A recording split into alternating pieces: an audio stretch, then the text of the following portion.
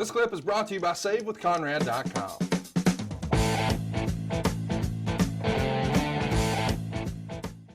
The Bushwhackers are really proof that even if a gimmick is silly and stupid and maybe isn't what you think your character is, if you really commit to it and give it your all, you can get it over.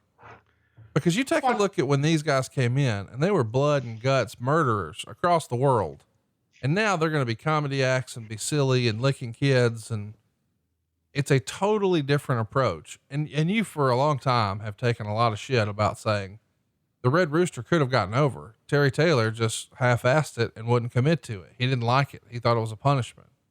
But I think this is one of those examples where if you do commit, it can work. Well, yeah. And I take exception to silly and stupid because it was a fun character and it was something that people could relate to. And depending upon how you want to look at it, you want to look at it as silly and stupid. Great. It wasn't silly and stupid. It was something that drew an awful lot of money, made them a lot of money, and was good for the company, and took two guys that were pigeonholed in one character of blood and guts that you couldn't sell on an international level to the point that the Bushwhackers were able to be sold on an international level. And I always remember Luke and Butch, but Luke especially. Luke would always point to, and he would pull it up. Last time I saw him, he actually pulled it up online on his phone and would point to when they were on the magazine cover of the WWE magazine, and then when they were this merchandise program where they were on the cover of.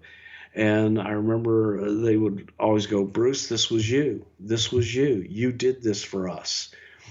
And I'd always correct them and say, no, Luke, you did that for you. You guys did that.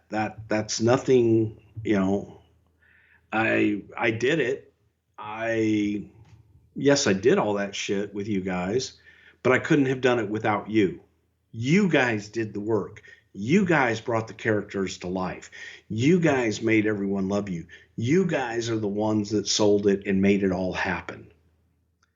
Do things all day long, but it's the talent that they either make it or they break it. And the Bushwhackers are perfect examples of talent that if you work hard enough and you put your heart and soul into it, that will make it. And just every single time, and it's become a joke with me. And Luke is as sincere as he can be and just so grateful. And I love him for it. But it was him. It was him and Butch. They embraced that gimmick. They embraced this opportunity and made the most out of it to where, as you said, would people be surprised if they were gone after 2 years in the old gimmick? I don't think anybody would have been surprised at that. But they lasted and outlasted so many other teams and other people, and still to this day are revered for being the Bushwhackers. What do you think their legacy will be?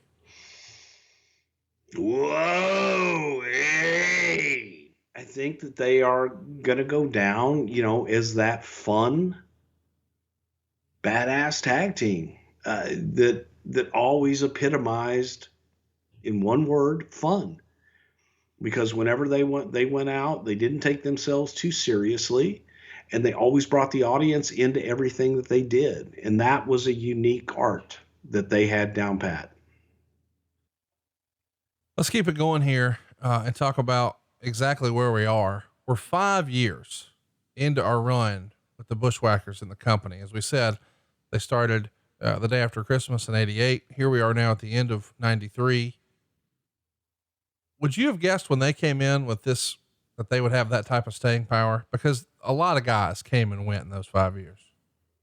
Believe it or not, I did, because I hadn't really, maybe before that, I wouldn't have called it, thinking of them coming in as heels, but with the babyface thing and keeping them kind of in the middle of the road with the strong babyface stuff, audiences loved them. Their merchandise sold, and they were attainable, I guess is the best way to describe them in a lot of respects. But I didn't know, but I thought, shit, I could see this going a lot longer than a heel run. Later on, they're going to be used to help establish newcomers, the Orient Express, which is your old pal Pat Tanaka, who's part of that team. And they even have a feud that goes through the rest of 90 until, I guess, Survivor Series 90. And there we would see the Bushwhackers teaming up with Volkov and Tito Santana to form the Alliance. And they're going to take on Sergeant Slaughter, Boris Zukov, and the Orient Express, known as the Mercenaries. And this is, of course, what Sarge is trying to build up to be a serious threat to Mania, or for Hogan at Mania, rather. Bushwhackers here, very quickly, we decide they're not going to necessarily be our serious tag team champion types. They're here to entertain the kids and send everybody home happy, right?